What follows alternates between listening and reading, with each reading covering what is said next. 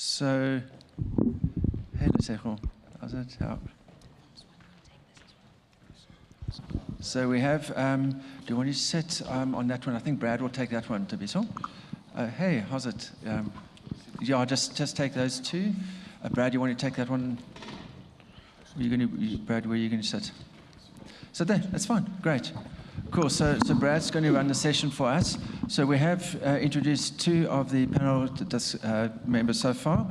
That's Xavier and Tabiso.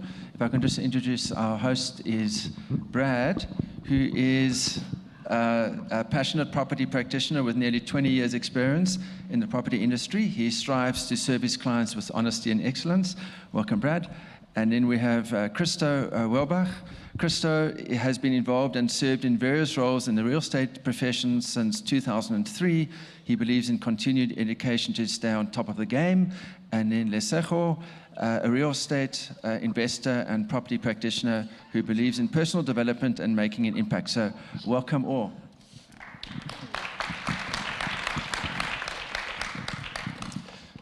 Good afternoon, everyone. Welcome to the panel discussion. So this is a session that's been designed by agents for agents. And the purpose of the panel discussion this afternoon is to give all of us some practical tips and insights that we can go out and implement in our business as we leave the room this afternoon. And so I'd like you to please give me help me give a warm round of applause for our panelists, Christo, Lesego, Tabiso, and Xavier, once again. Thank you so much. So the way the session is going to work this afternoon is I'm going to pose two key questions to each of our panelists, and I'm going to give them an opportunity to respond and ask you to give us your honest insight, use sort of real-world examples, and as I said, tips that we can use. I think that will help us the most to benefit from this session. So Lesego, I'd like to start with you. What is the question I'd like to ask you is, what is the biggest challenge that you're seeing in the market right now? How are you navigating that, and what advice would you give to others? Okay, thank you so much, Brett. You know what, being in this industry has taught me one thing. It's so easy to fall into the trap of getting busy, very busy, and making zero sales. Every single day, you wake up in the morning, you are so busy. But at the end of the month, or at the end of 3 months, or whatever the period is, you are still on zero. So when I realized that, I started to ask myself a lot of questions. What am I doing with my time? Am I doing the right things? And if it's the right thing, how do I know if it's the right thing to do? So I had to go back to the drawing board to say, what are the right things that I should be doing every single day? Can I be accountable to myself? Let's park the results. Let's focus on what I need to be doing every day. Am I doing it? Am I tracking myself that I'm actually doing it? Because if I'm tracking myself, then the results will follow. So I think the biggest mistake that we make in this industry is we tend to focus on the results. We're so quick to say, this business doesn't work for me. Real estate doesn't work. I'm leaving this. This is not worth my time. But if I was to ask you a question and say, from the minute you wake up in the morning, up until the time you close off for the day, what did you do? Account to me every minute, every hour, every 30 minutes. Show me a report. Let's forget about your results. Show me what you've been doing from 8 a.m. until 5 p.m. Then we can start talking about you quitting. So I think people are too quick to quit without being accountable. And I think what's worked for me, it's really tracking my numbers. So if I say to myself, I'm aiming to sell at least 4 houses every month, I need to work it backwards. For me to sell 4 houses, how many listings do I need to have? And in order for me to have those listings, how many appointments do I need to have? And in order for me to have those appointments, how many calls or conversations should I be having? If if you don't have a spreadsheet that can show me that, I say this to my team every single day. Before you come to me and complain that your business is not working out, open up your spreadsheet. I want to see every 30 minutes, how many conversations are you having? I want to see at the end of 8 hours, how many conversations did you have? And out of those conversations, how many appointments did you get? You need to know your conversion rate. Conversion rate means that if I, Lesego, makes 200 calls per day, it means I am likely to get 10 appointments, right? What is your conversion rate as an agent? If you can't answer that question, you have to go back to the basics. Absolutely. I think knowing your numbers is absolutely key, Lesego. You have to know your numbers. Absolutely, 100%. I think that's a fantastic insight. Thabiso, challenges. What challenges are you experiencing in the market right now? And what are you doing to overcome them? I mean, firstly, my agents are here. You guys know how much I speak about your conversion rates, knowing your numbers, working backwards. It's very, very important. Guys, I did say in the beginning that it's a numbers game. But yeah, that's a very good talk. So one of the challenges that I've seen is pricing, guys. This is a big challenge. And it's some aspects, unfortunately, we can't control as agents. But I think the best thing we can do is deliver and also school our clients to say, I understand, you bought this property for 2 million 10 years ago. Unfortunately, right now, the market is saying it's 1.8. Yeah, that's possible, guys. Unfortunately, it's not things that we can control. It's the economy. And it's painful because we were all told that you can never go wrong with property. You can never go wrong. They'll always appreciate in price.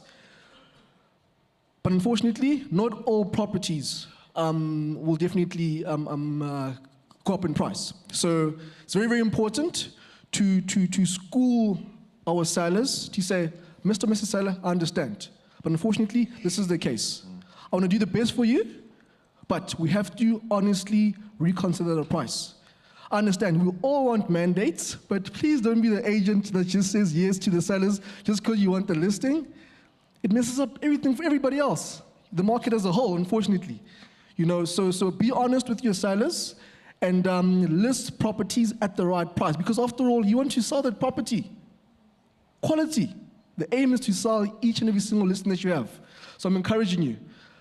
School your sellers that unfortunately sometimes didn't appreciate.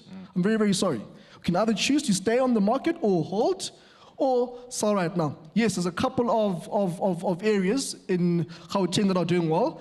I think the East is doing quite well. Parts of the West, unfortunately, we're struggling quite a bit in the North.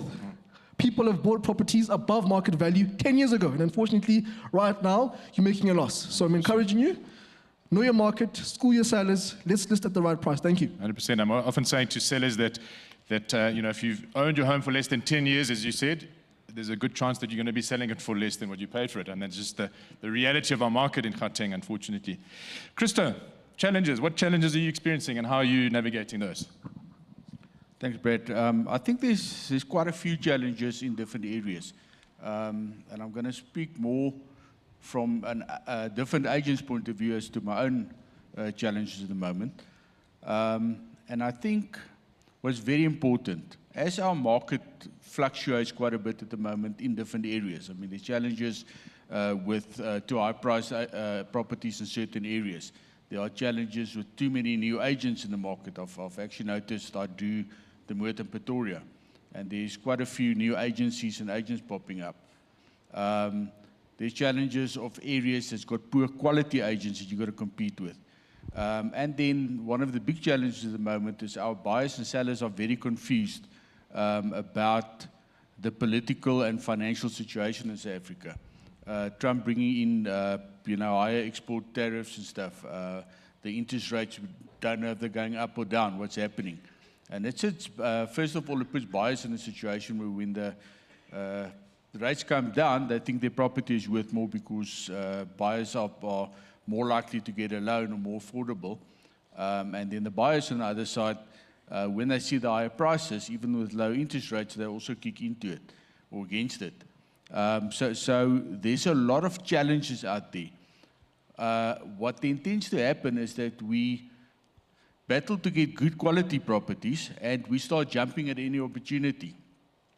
Something I've learned over these years is very nice to have open areas and market everywhere and sell everywhere and stuff.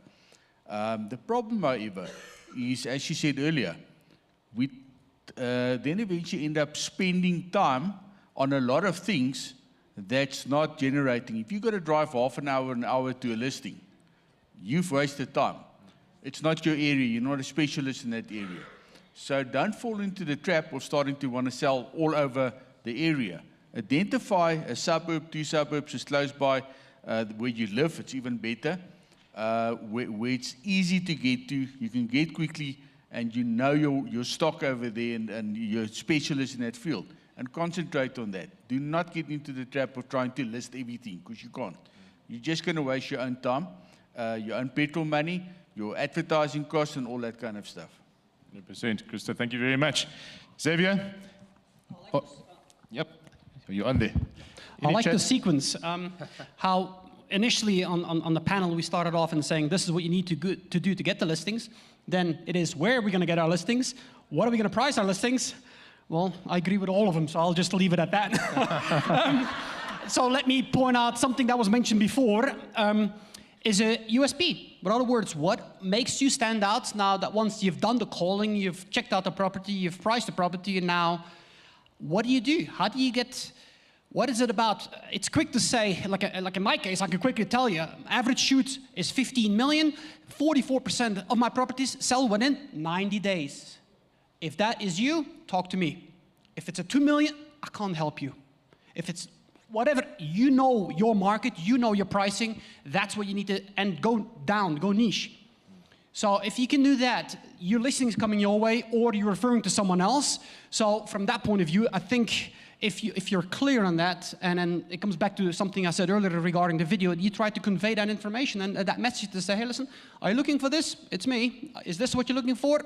Unfortunately, someone else can help you better than I can. And actually, like you correctly point out, actually maybe you should decline the listing because it's either out of your area or it's completely mispriced. Let's talk in 2 months, 3 months when 3 or 4 other agents have tried at that price. And you're going to come back to me and appreciate the fact that I said it's 1.8, not 2.3. 100%. Xavier, that's brilliant insight. Thank you so much. Lesego, coming back to you. We know that challenges present, on the flip side, opportunities. So I'd like to ask you, where are you seeing opportunities in the market to improve and to grow and to learn, and what's working for you right now? Okay, thank you, Brad. I think the best agent doesn't necessarily win, but the best known agent wins. The best agent doesn't necessarily win. You can be the best agent, know everything, but if nobody knows about you, nobody's buying a house from you. So the fact is, you need to learn on how to expose yourself so that many people know about you. And I liked his presentation earlier where he was talking about video marketing. There's a huge opportunity on social media. Whether we like it, whether you don't like it, whether you're comfortable with it or you're not. The fact is, whether you've been selling houses for over 20 years, somebody who can be new, start in the industry, probably 2-3 years ago, and still beat you to it. Because they've decided to find a faster way of getting known. So what we need to ask ourselves as agents is, what can I do on a daily basis to get known? How do I expose myself in a way that the minute somebody says Lesego, they should know that this is a real estate agent in Centurion? I don't need to introduce myself.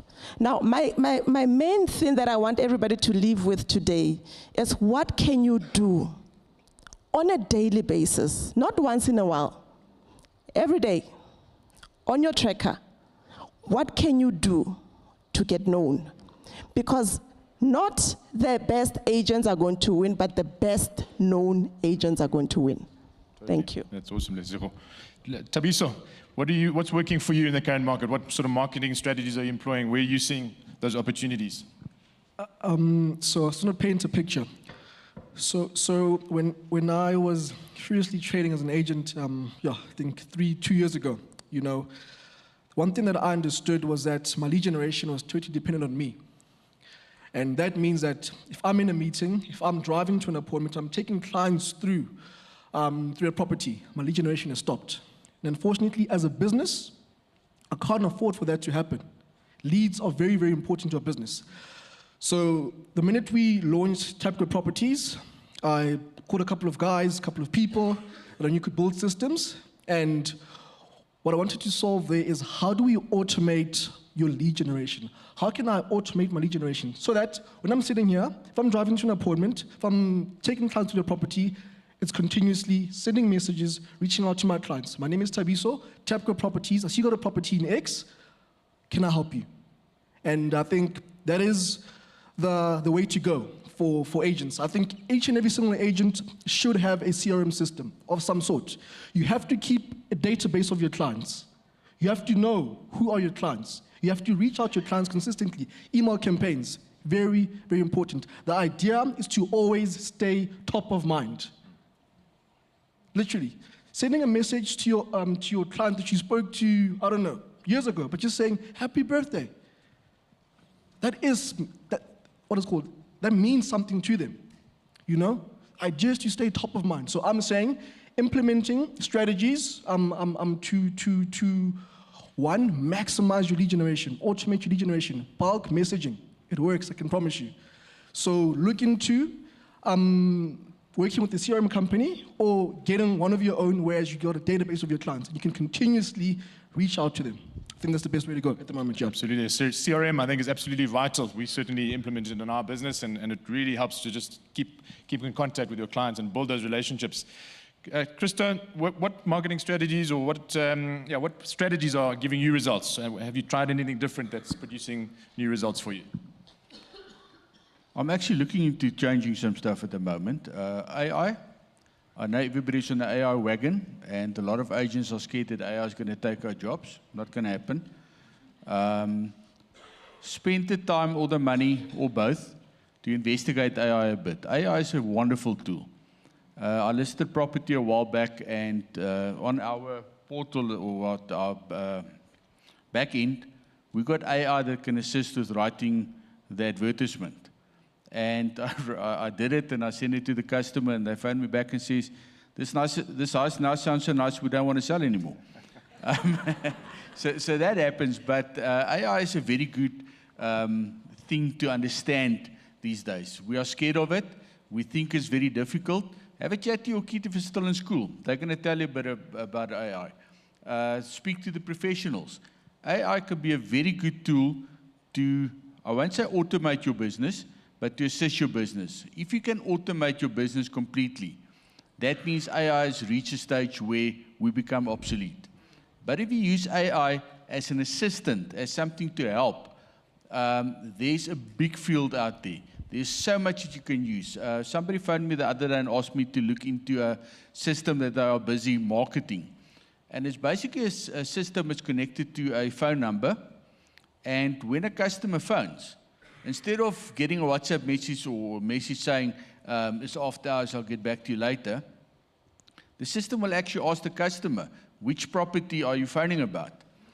And when the customer then say which property, a description, or either the reference number, it will give the customer information. It's connected to a calendar and stuff, and it will ask the customer, when will be a good time for you to go and look? And you eventually get your calendar and say, okay, I've got an appointment at 3 o'clock tomorrow afternoon with Jan Poggenpoel. That's where AI is already. So we can use it. We have to start using it, because if you don't start using it, you're going to fall behind. The other agents that's innovative and that's looking into the stuff are going to get ahead of us. It's just going to mean that you are going to be able to handle much more, push up your turnover, and be much more effective. And like I said, it's not going to take over your job. If it does, we're going to find a new career. But AI is not there. It's never going to be there. The personal touch is still what customers want, and that's what keeps us relevant. 100%, Krista. Xavier, I know you've spoken extensively about how you use video to market yourself. I just wanted to ask you, have you used or implemented any new technology or new strategy that's working for you lately? Interesting that you say that. We've spoken about, I call it time audit, of knowing what you do. Let's call it every 15 minutes of a day. We can talk about it later. I think it's a very, there's something called Buy Back Your Time. I think it's Dan Martell.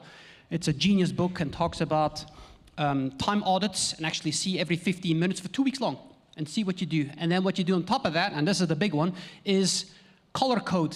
Is it something you like, don't like, or are average about? And then you do that for 2 weeks, so you're gonna have a huge schedule and something's gonna keep popping up. And then you know that, for example, phone calls, either taking phone calls, making the phone calls, replying to emails is not something high on the list. Well, maybe you need to have someone on your team take care of that. So you have some more energy to spend on something else. AI, you don't have to be afraid AI is going to take your job. You need to be afraid of someone who knows how to use AI to take your job. I think that's the big one. I start using it. It opens up a lot of time. I'll come back to the tech now. But one of the things is paradoxical, and we spoke about the camel earlier. Camel, Mercedes, Range Rover, back to camel. I think it's the same thing in this time, and the market in general, technology everywhere. When was the last time you went door knocking or wrote a handwritten note at someone's door? All of a sudden, I can't remember the last time I did. If someone says, love what you did with the garden, gardening in spring, or spring in garden, whatever it might be. So in that event, I think it's a nice touch to have. So, and then as the point there, besides the door knocking and the handwritten notes, I think what happens now, something that I've started using is a software called ManyChat, one word. And it's pretty much an automation system that if you send a certain keyword through to my TikTok, my Facebook, or my Instagram, it automatically sends you the link of whatever you inquired me about. So for example, I'll have something called Circle. If you comment on any of my posts or DM me or any of my stories and the word is circle, it'll automatically link that property that I did that had a circular type of staircase, and it's going to send the link through. I used to spend about an hour a day on having to reply to everybody. Hey, can I have more information about this property and this one and that one? Now I have an automated message sending out that, hey, thanks for reaching out. This is the property you're interested in. Can I help you with any questions? So anyway, that is huge. ManyChat. I really, really enjoy that. Those are some amazing gold nuggets there for everybody. So unfortunately, we've come to the end of the session. I just want to end by asking each of our panelists a lightning round question. I want to ask you for your one piece of advice, one sentence from each of you that you know, the best piece of advice that you've ever received in one sentence, Lesego. Get addicted to your daily activities and results will follow. Don't get too distracted by looking at only results. Get so addicted with what you have to do every single day. And when you stick to that and you do it, results will come. They will just keep popping. Fantastic. Christoph, best piece of advice for every agent in the room. Stay up to date with new technology and revisit your old training and stuff. A lot of stuff is still relevant. Cold calling, not going away. Knock and drop, a bit more difficult these days for security gates and stuff, but get out in the street. Stay relevant. Fantastic. Tabiso. Fantastic. I'm going to piggyback on what Lerato said. Guys, we all know that it's very, very difficult. It's hard, we understand. You know, you're going to be doing calls every single month, seeing properties, and unfortunately, it can take months for you to see the work that you've really done come to fruit. We understand that. I'm just saying, keep on going. Just continue to do the right activities, income-producing activities, very, very important, but just keep on going. It's going to be hard. Be consistent. Thank you. Xavier. Choose your heart. Exactly.